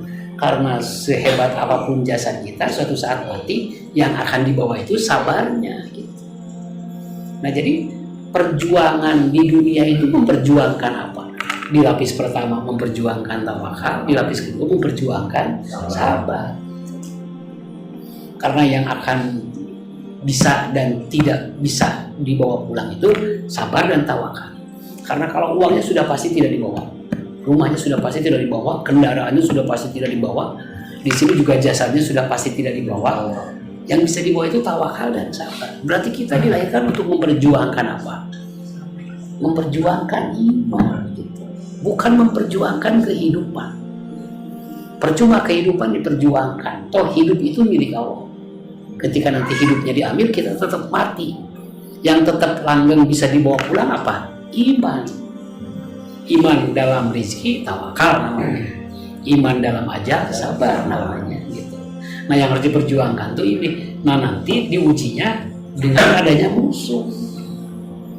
Kan kesabaran itu akan diuji dengan adanya musuh. Seperti tadi menyimpang itikad masuk setan jadi sakit, terlanggar aturan masuk setan jadi sakit. Yang harus kita minta itu kesabarannya, bukan sembuhnya. Karena sembuhnya itu pasti Allah anugerahkan. Sampai hari ini kita punya data yang cukup, tidak pernah sekalipun Allah tidak ngasih obat gitu. Berapa ratus kali kita punya pengalaman sakit, Allah selalu ngasih obat. Allah selalu mengasih sembuh gitu. Berarti yang harus diminta kepada Allah dalam perkara ajal apa? Sabar. Minta dianugerahi sabar gitu. Kenapa? Nah itu maksudnya sabarnya yang harus diminta itu. Kenapa? Kalau sembuhnya atau tidak dibawa pulang ya, sehatnya tidak dibawa pulang. Yang dibawa pulang dari ujian ajal itu adalah sabarnya gitu. Nah pertemukan akar sabar yang ada di hati lapis kedua dengan sikap waspada yang ada dalam kehidupan gitu. Ciri benar dan salahnya bertemu akar sabar dengan bertang waspada, ciri tepat sabar tersambung dengan waspada itu di sini akan berbuah. Apa buah yang akan dihasilkan di sini? Ya ayyuhallazina amanu atiullah itu taat kepada Allah itu ya, wa atiur rasul taat kepada rasul, wa ulil amri minkum taat kepada ahli gitu. Nah jadi taat kepada Allah, taat kepada rasul, taat kepada pemimpin itu buah gitu. Jadi kalau kata orang Sunda, celip putih celak herang lahir dari hati. Taat kepada Allah, taat kepada Rasul, taat kepada pemimpin. Bukan dipaksakan supaya taat kepada Allah, bukan dipaksakan supaya taat kepada Rasul, bukan didoktrin supaya taat kepada pemimpin, tapi ini adalah buah dari bertemunya akar sabar dengan batang waspada. Cirinya berbuah, taat kepada Allah, taat kepada Rasul, taat kepada Amin. Gimana caranya? Kronologisnya taat itu lahir berupa buah. Bedakan. Jadi contohnya begini, yang harus ditaati itu Rasul gitu ya, bukan Nabi. Jadi Muhammad yang harus ditaati itu kerasulannya, bukan kenabiannya gitu, bukan kenabiannya. Nah maksudnya begini, ini manusia gitu, ini manusia. Di setiap diri manusia itu pertama punya peran, yang kedua punya fungsi gitu ya. Ini tidak dibeda-bedakan seluruh manusia gitu. Seluruh manusia yang ada di dunia punya dua sisi gitu. Sisi pertama fungsi, yaitu sebagai khalifah ya. Wa izqala rabbuka lil malaikati inni ja'ilun fil ardi khalifah. Ini di sini ada kehilafan. Kemudian ada peran penghambaan. Gitu ya, ada peran penghambaan. Wa ma khalaqtul jinna wal insa illa liya'budun gitu. Di sini ada peran penghambaan, hamba gitu, hamba. Nah, yang harus ditaati itu bukan jalur di sini gitu. Karena jalur di sini ada yang pertama nabiyin gitu. Yang kedua ada sidikin. Gitu. Yang ketiga ada syuhada ya. Yang terakhir ada sholihin. Nah bukan ini yang harus ditaati gitu. Karena ini mah peran penghambaan. Jadi kalau ini mah inna akramakum indallahi atqakum.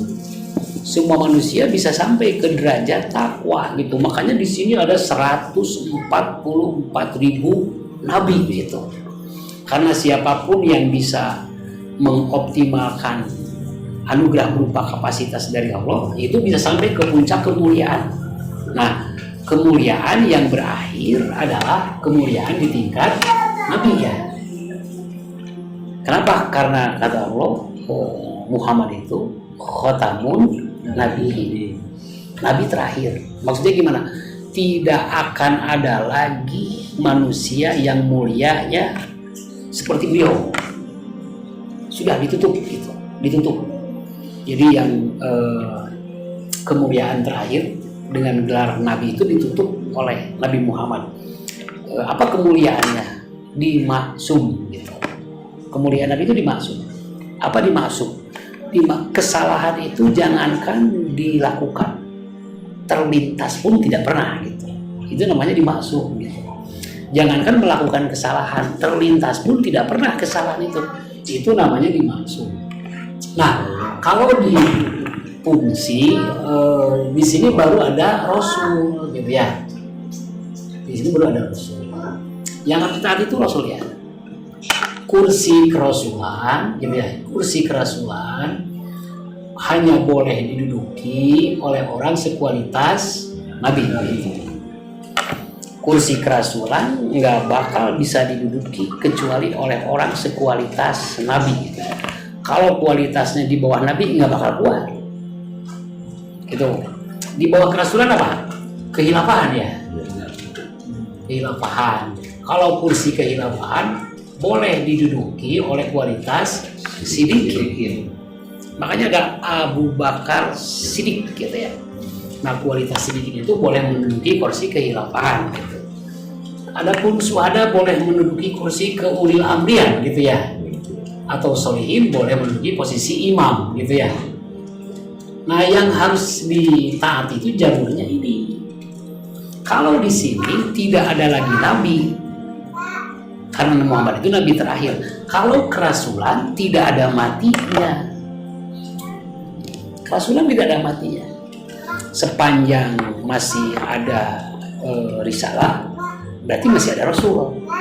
Sebab artinya rasul itu adalah pembawa risalah. Cuman bukan rasul bimakna Rasulullah gitu ya. Bukan rasul bimakna Rasulullah. Makanya kalau di sini sepanjang dunia masih berputar, berarti menunjukkan risalah masih ada. Sebab kalau risalah sudah tidak ada, ini sudah dikiamatkan. Kenapa ini masih berputar? Ini menunjukkan risalah masih ada. Gitu. Kalau risalah masih ada, berarti orang yang melaksanakan risalahnya pun masih ada. Nah, kalau ini makum, kita bebas mengoptimalkan kapasitas. Ada yang sampai sholihin, ada yang bisa sampai syuhada, ada yang bisa sampai sedikit.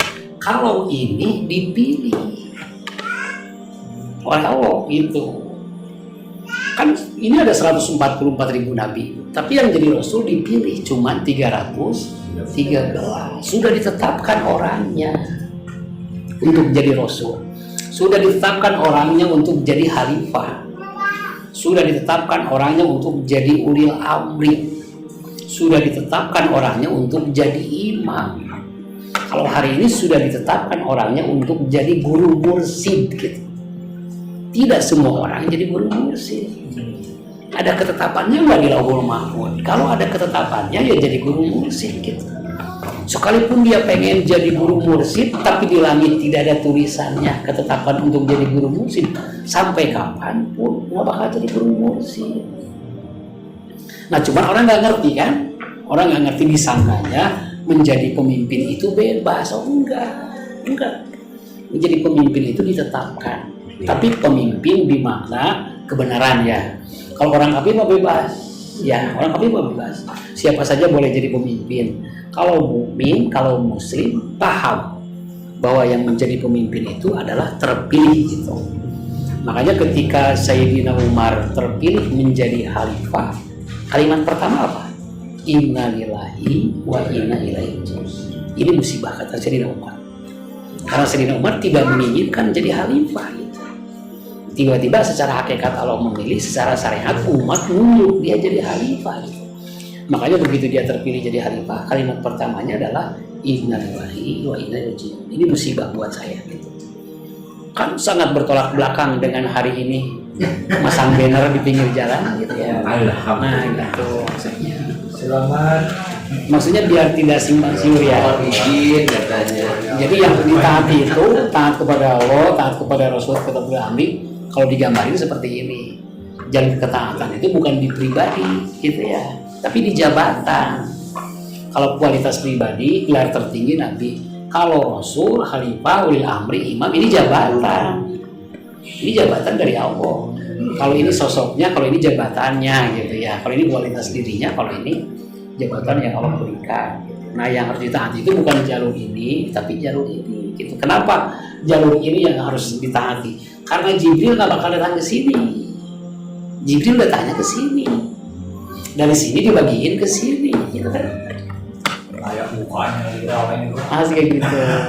Makanya kalau zaman para wali ada yang disebut wali kutub, gitu ya. Nah, wali kutub itu yang didatangi malaikat Jibril. Nanti dia dibagiin ke wali-wali yang lain. Mama Cikundul wali kutub di zamannya, Mama Gunung Jati wali kutub di zamannya, gitu ya. Itu kenapa ya Jibril datangnya ke sini bukan ke sini. Kan di zaman beliau banyak yang jadi wali, ada puluhan, ada ratusan wali. Tapi yang didatangin Jibril kan ini. Nah, ini nanti dibagiin ke sini, itu maksudnya. Atasnya. Ada liar. Alat-alat. Kemarin sudah dibahas dua lapis ini adalah makom syariat ya. Syariat. Nah, mulailah tarekat gitu ya. Di lapis ketiga. Nah, berarti kan kebayang ya, orang boleh norekat. Syaratnya dua lapis ini beres kan? Tapi gradasi. Yang tadi gradasi tidak 100% gitu. Masuklah ke lapis tarekat. Di sini ada nafsu mulhimah atau dengan kata lain nafsu sawiyah. Ini harus lulus gitu ya dengan menghadapi materi ujian jodoh.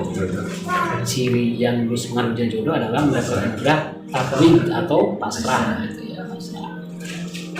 Kemarin ini udah baru dibahas gitu ya. Pasrah itu konotasinya bukan lemah tapi justru kuat gitu ya. Pasrah itu lebih dari sabar. Maksudnya kalau orang pasrah berarti di dalamnya sudah ada sabar, sudah ada tawakal. Kalau sabar belum punya pasrah. Kalau pasrah pasti sudah punya sabar dan tawakal. Nah, sambungkan akar pasrah dengan batang kehidupan gitu. Apa ayatnya? Ini sama. Tidak ada satupun rasul yang tidak melalui tahapan ini. Innaladina amanu gitu ya. Orang-orang yang beriman, summa hajaru, kemudian hijrah, wajahadu, kemudian jihad, biamwalihim, dengan harta-harta mereka, wa anfusihim, dan dengan jiwa-jiwa mereka, a'lamu darajatan hingga Allah faulai kaumul faizun gitu, akan menempati derajat yang mulia di sisi Allah dan dialah yang akan mendapatkan kemenangan. Nah, semua rasul itu polanya sama. Iman mengimankan, hijrah menghijrahkan, jihad menjihadkan gitu. Nah, toriko itu kegiatannya ini. Toriko namanya.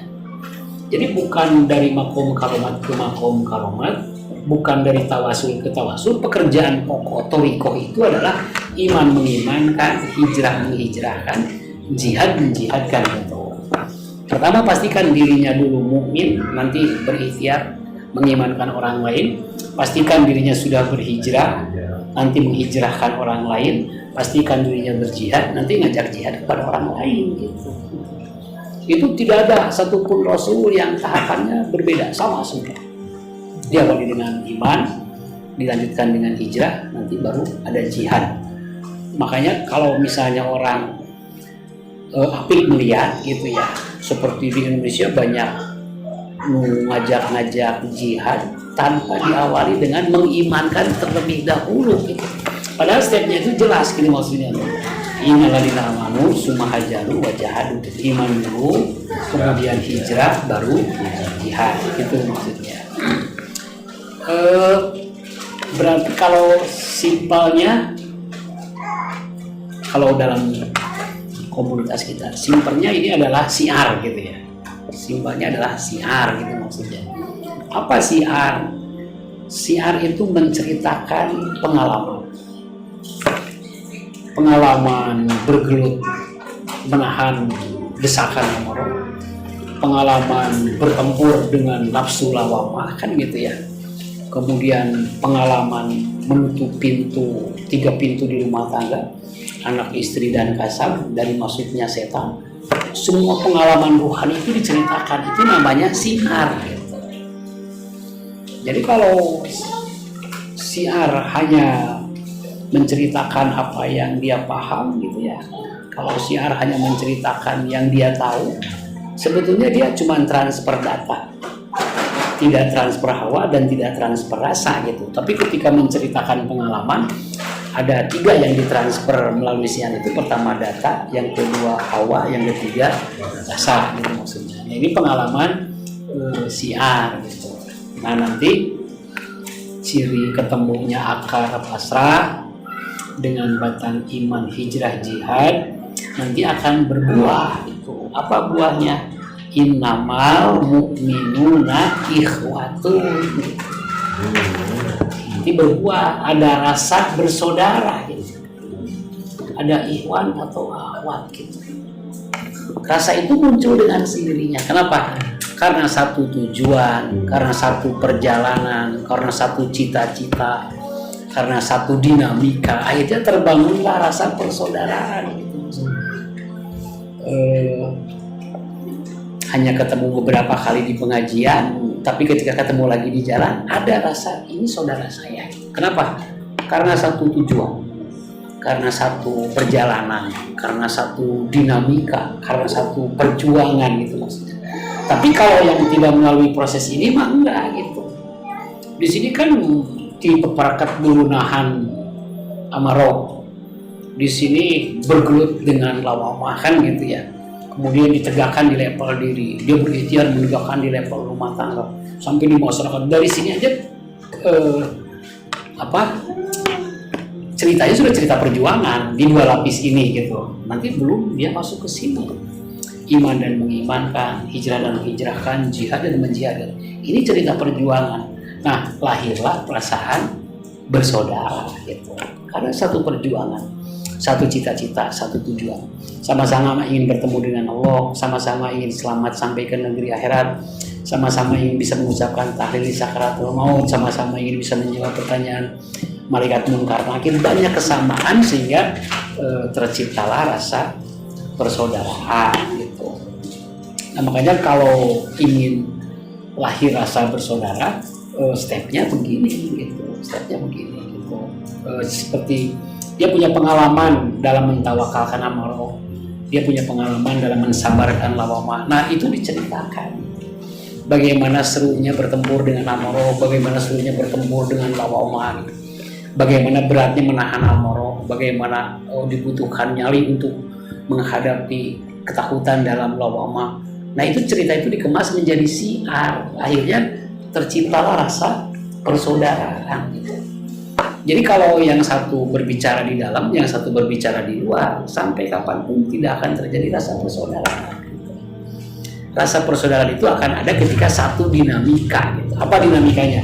Meraih tawakal, memperjuangkan sabar, kan gitu ya, mengikhtiarkan pasrah. Nah, itu terbangunlah rasa persaudaraan. Nah, yang terakhir alamat hakikat gitu. Terakhir alamat hakikat. Di sini ada nafsu mutmainnah. Di sini ada nafsu mutmainnah.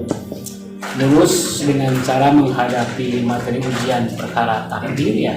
Takdir. Ciri orang yang sudah lulus menghadapi ujian takdir mendapatkan anugerah berupa sikap ridho.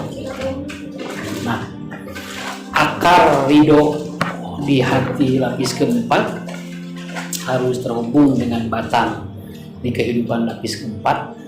Jadi ayat penghubungnya itu begini, nanti apa ya namanya, yang jelas begini, ini perintah bukan hanya kepada Muhammad Rasulullah saja gitu. Ini perintah kepada semua Rasul. Perintahnya begini, sok katakan Muhammad, sok kamu ngomong, ya ayuhan nas ini Rasulullahi ilaikum jami'an. Sesungguhnya saya adalah utusan Allah untuk kalian semua. Alladzi lahu mulkus samawati wal ardh. Allah raja, pemilik kerajaan di langit. Allah pemilik kerajaan di bumi, itu maksudnya. Jadi karena di sini sudah terlatih dengan menegakkan diri dari mulai level diri, rumah tangga, masyarakat. Kemudian di sini selalu waspada dari bisikan-bisikan setan ke dalam hati, baik dari jenis manusia maupun dari jenis jin. Kemudian sudah mulai berjalan siar, mengimankan dirinya dan mengimankan orang lain, menghijrahkan dirinya dan menghijrahkan orang lain, menjihadkan dirinya dan menjihadkan orang lain, sehingga di sini tuh muaranya gitu, muaranya. Jadi dari sini dia sudah mulai dikenal penegak kebenaran dan tidak punya sedikit pun rasa paling. Di sini dia sudah dikenal oleh orang banyak, orang yang paling waspada terhadap musuh-musuh Allah. Di sini apalagi dia sudah rajin siar, dia mengimankan dirinya dan mengimankan orang lain, dia menghijrahkan dirinya, menghijrahkan orang lain, dia menjihadkan dirinya. Nah, sehingga sampai di situ muaranya gitu. Jadi apa ya, dikenal bahwa orang itu mah seperti cahaya gitulah. So, kamu ngobrol sama orang itu pasti adem. Kalau punya masalah gini mah kamu datang ke rumah itu pasti ada solusi. Wah, kalau lagi galau gitu mah datang ke rumah itu, nanti kamu bakal ngerasa nikmat. Itu udah dikenal gitu. Karena kumulasi dari perjalanan ini ya. Atau dia hidupnya hanya untuk amanah dan perintah Allah saja gitu. Tidak ada yang dia lakukan yang tidak ada kaitannya dengan Allah. Tidak ada yang dia lakukan yang tidak ada kaitannya dengan negeri akhirat gitu. Ini puncaknya perjalanan. Nah, ketika terhubung akar ridho gitu ya dengan batang amanah dan perintah, nanti akan berbuah. Buahnya gimana? Ya ayyatuhan nafsul mutmainah, disebut dulu di sini gitu. Hei orang-orang yang berjiwa mutmainah, tenang. Irji'i ila robiki rodiyatam mardiyah itu. Jadi karena dia ridho bertuhan kepada Allah, sampai Allah pun ridho kepada dia gitu. Mardiyah gitu. Karena dia ridho bertuhan kepada Allah, sampai Tuhan pun ridho kepada dia gitu. Nah, mardiyah, tidak ada puncak kenikmatan, tidak ada puncak kebahagiaan, tidak ada puncak ketentraman gitu ya, yang melebihi diridhoi oleh Allah gitu. Jadi puncak rasa di dunia itu adalah gitu. Kalau nikmat puncaknya, kalau tentram puncaknya, kalau bahagia puncaknya, kalau senang juga puncaknya, itu namanya adalah mardiyah. Tidak ada rasa nikmat yang di puncak kecuali yang melebihi nikmat diridhoi oleh Allah. Tidak ada bahagia yang melebihi diridhoi oleh Allah. Tidak ada ketentraman yang melebihi diridhoi oleh Allah. Jadi puncak pencarian manusia itu adalah diridhoi oleh Allah. Cara jadi diridhoi oleh Allah gampang, ridho saja, bertuhan kepada Allah gitu.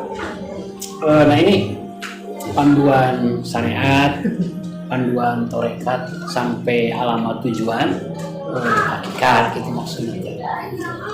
Sekali lagi saya sekedar mengingatkan gitu ya, dari A sampai Z baru bisa terjadi ketika pada awalnya kita memastikan terlebih dahulu sudah ada anugerah tawakal di hati kita gitu. Jadi sebelum ada anugerah tawakal jangan ada gerakan dulu gitu. Karena kalau kata orang Sunda bisa jadi hese capek, hese gawe teka pake. Sudah berbuat ini berbuat itu, sudah beribadah ini beribadah itu, sudah jarak ke sana ke sini. Sebetulnya tidak ada perjalanan. Karena perjalanan itu adalah perjalanan rohani. Perjalanan rohani diawali dengan diterimanya anugerah di hati bisa terutama yang disebut dengan anugerah tawakal. Nah barangkali ini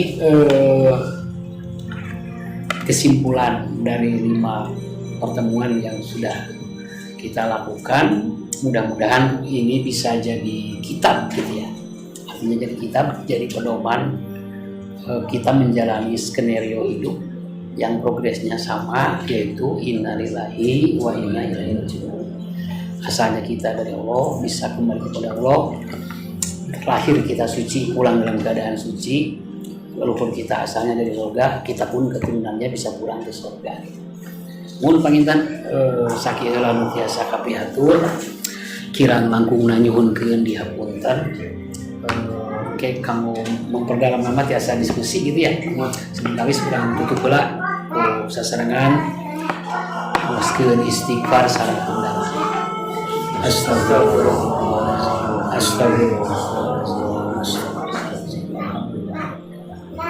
Rabbana atina fid dunya hasanah wa fil akhirati hasanah wa qina azabannar. Billahi bismillahir Assalamualaikum warahmatullahi wabarakatuh. Ada yang depan lah, enggak? Ada yang depan asal. Kita diskusi. Aduh, masya Allah, astagfirullah. Alhamdulillah. Digesting bro. Ayo kan hiji rek ayo. Ya, muka dua kota.